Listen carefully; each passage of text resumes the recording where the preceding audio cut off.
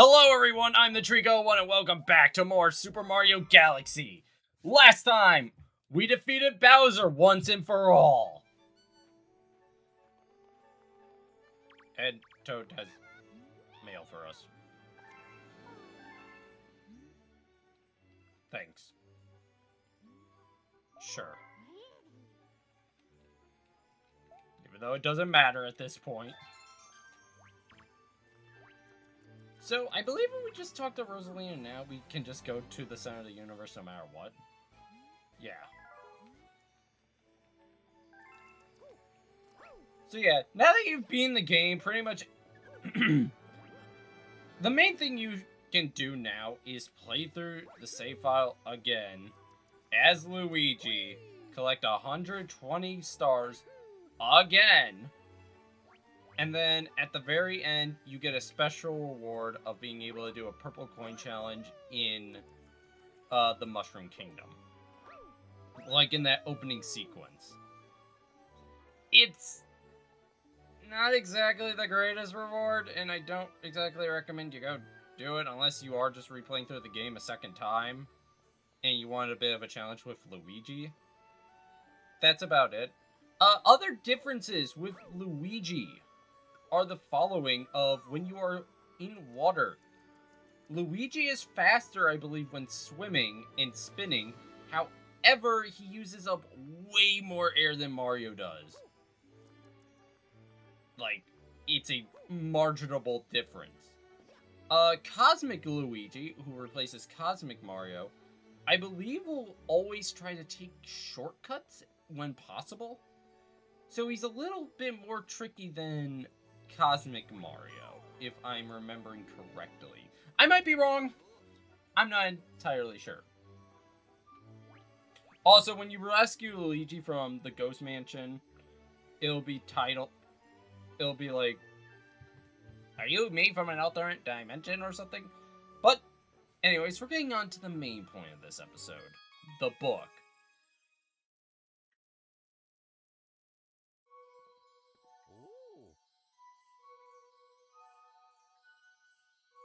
Let us begin.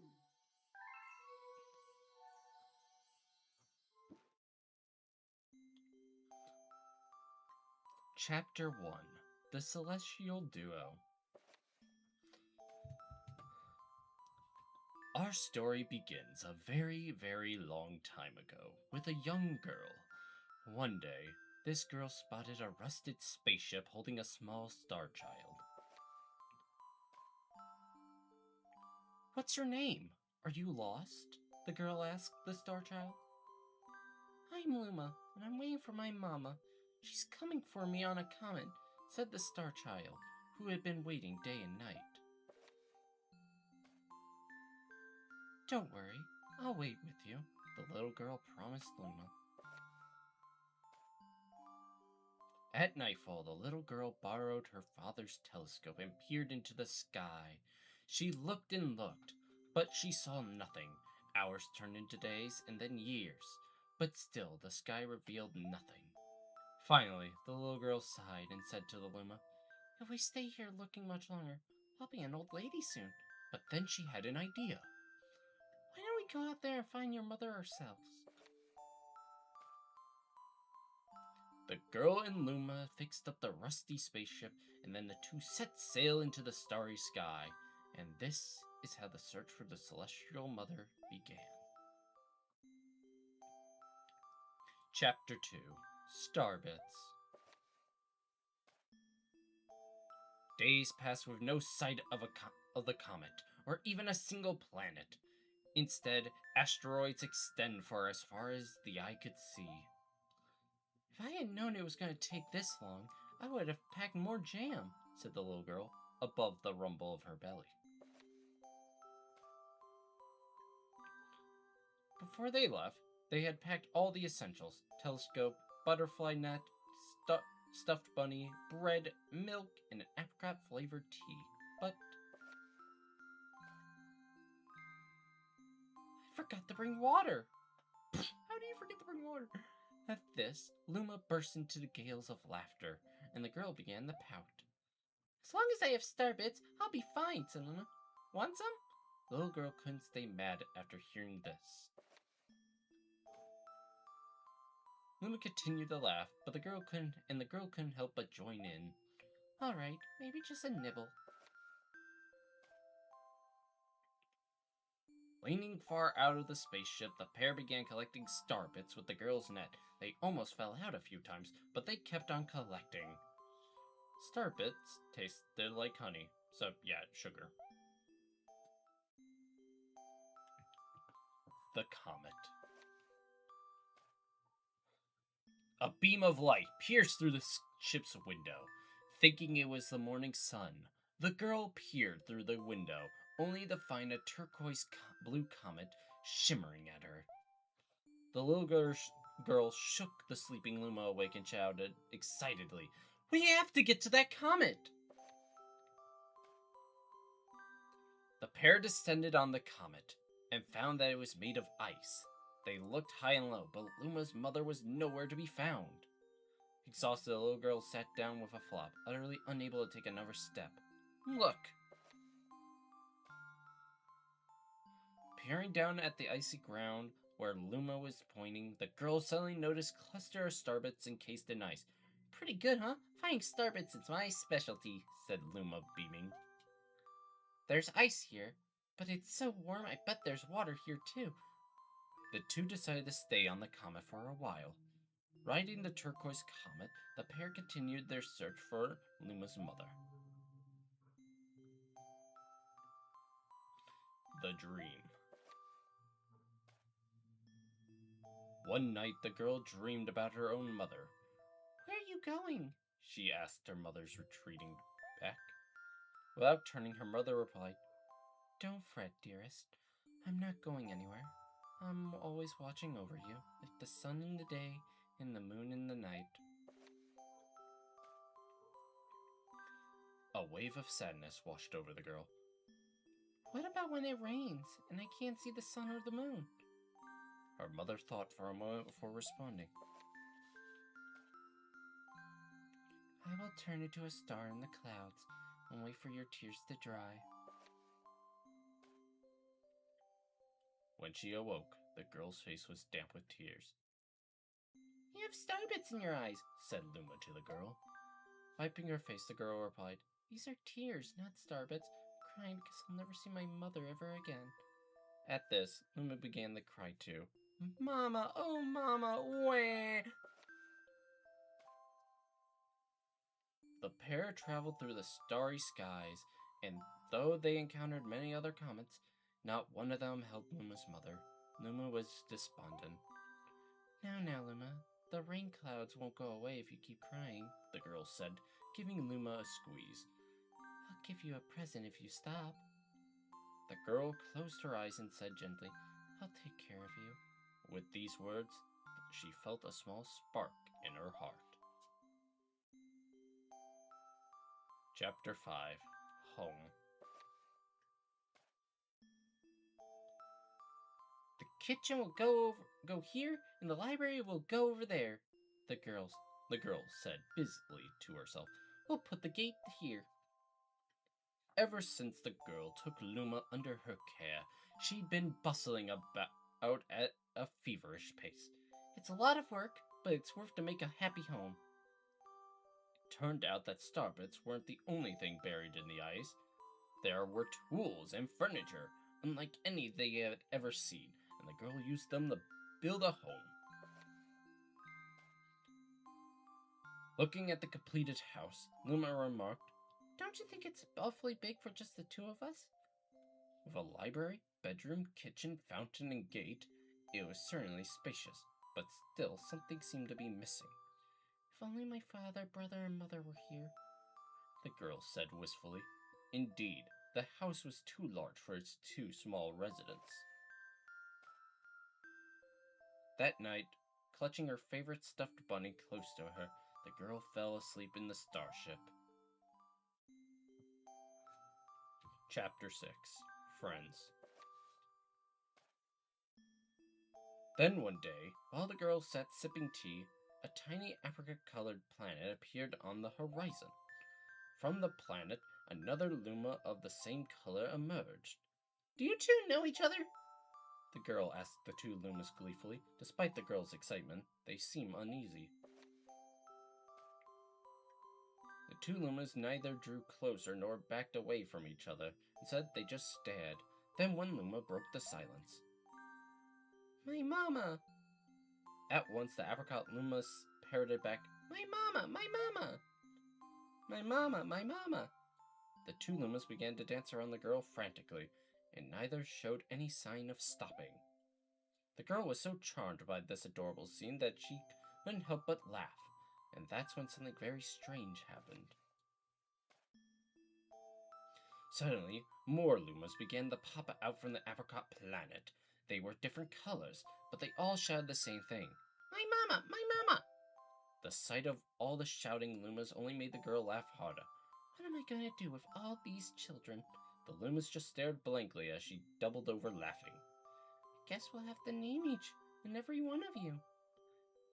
Tomorrow, once she had finished naming them all, she would begin moving all the Lumas into the new house. Chapter 7.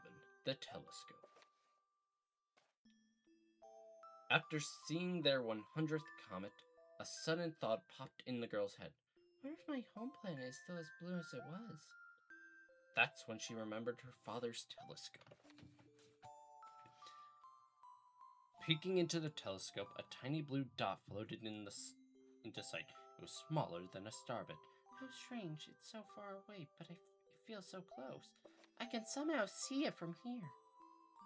She twisted the knob of the telescope, and the blue dot grew until she could make out a grassy hill dotted with flowers. It seemed very familiar to her. Zooming even closer, a terrace on the hill came into view. I used to go stargazing there when I lived on my home planet. She remembered rubbing the sleep out of her eyes as she followed her father up that hill to look at the stars. She remembered how she and her brother would sled down that hill. She remembered having picnics with her mother on that hill on bright and windy days. And I want to go home. I want to go home right now. The girl burst into tears, and Lewis didn't know what to do. I want to go home. I want to go back to my house by the hill. I want to see my mother. The girl was shouting now, her face wet with tears. But I know she's not there. I knew all along that she wasn't out there in the sky because she's sleeping under the tree on the hill. The girl's cries echoed through the stars, and a hush fell over the area. Chapter 8. The Wish. Though usually quite cheery, one day the girl became sad again. Luma drew close and tried to comfort her. Mama, you still have me. And don't be sad about your mama, because she's part of you. That means she's always close by. It's like me. I love star bits because they remind me of my mama. Oh, no, the girl said, unable to stop the tears. A lonely look flickered across Luma's face, but it was soon replaced by a wide grin. I have an idea. I will transform into a comet, and a soaring comet that can carry you all on this journey. With that, Luma, trailing bands of white soaring high into the sky, and just as quickly started to plummet back down. Kaboom! Kablam! The ground shook, and a bright light poured out of the crater that the Luma had created. The bands of light twisted together to form a comet tail. And then Luma emerged, reborn as a comet. The girl could scarcely believe her eyes. But how? She kept asking. Our destiny as Lumas is to transform into different things, said a red Luma, who had suddenly appeared. Stars, comets, planets, we can become all these things. When I grow up, I want to become a star that makes someone special smile, said a green Luma. A blue Luma chimed in. That Luma turned into a real cutie of a comet, didn't he? All the Lumas together said, "No more crying, Mama." "Thank you," said the girl in a whisper, and she pulled the Lumas close and hugged them. From that day on, starbits no longer fell from the girl's eyes.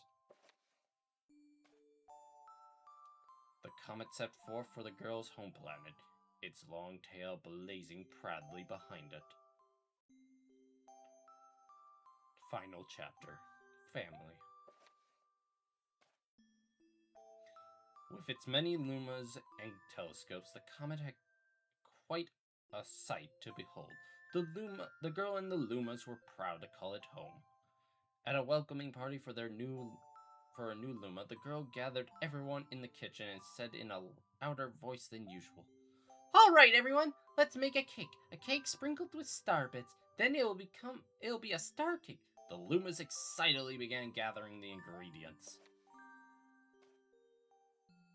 As she watched the lumas scurry about, the girl smiled and thought to herself, "This is my family now, and I will stay with them until they're ready to leave the nest. And when they do leave, I'll see them off with a smile, because that's what makes a mother happiest." That night, when the girl lay down to sleep, a soft light enveloped her and reminded her of the blue planet she once called home. "But it would be nice to return home once every 100 years to nap in my favorite sleeping nook." The comet carried the lumas, and the girl continues on its journey to this very day. With more family members in tow than can be counted, it's said that the comet visits the girl's home planet once every 100 years, its proud white tail glittering in the sky. The end. Epilogue. Good night. Though it was time to sleep, the Lumas were so excited that even a bedtime story couldn't calm them down. "What's this new world gonna be like? I hope it's wilder than the last. Mama, I'm scared. Can I sleep in your bed?" The girl picked up her guitar, sat on the bed, and began plucking out a lullaby. The Lumas surrounded her, jostling for the best spots to hear her play. The calming tones of the music echoed through the bedroom and beckoned them to sleep. "Good night, my dears." But the once noisy Lumas had already slipped into the world of dreams. The girl placed the guitar near her pillow and then laid down on the bed. The girl would soon join the Lumas in their slumber as their comet traveled towards the planet on journeys all their own. When next they woke, they would continue their search for the birthplace of the Lumas. As the girl drifted off to sleep, she thought, "It's so exciting to meet new people. It can be a little scary, but that's the part of what makes it fun. Greeting old friends can be just as exciting. Maybe next time, I'll visit an entirely new world." Goodbye to those we met on this journey. I'll cherish the memories. And to those we will meet on the next journey, hello. May the stars shine down on you. Good night.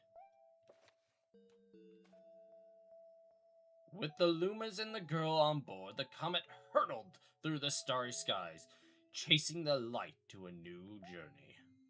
The end. That story sucked ass! That's all. My story is finished. I hated it!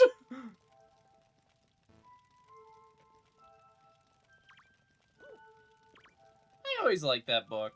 It's a cool book.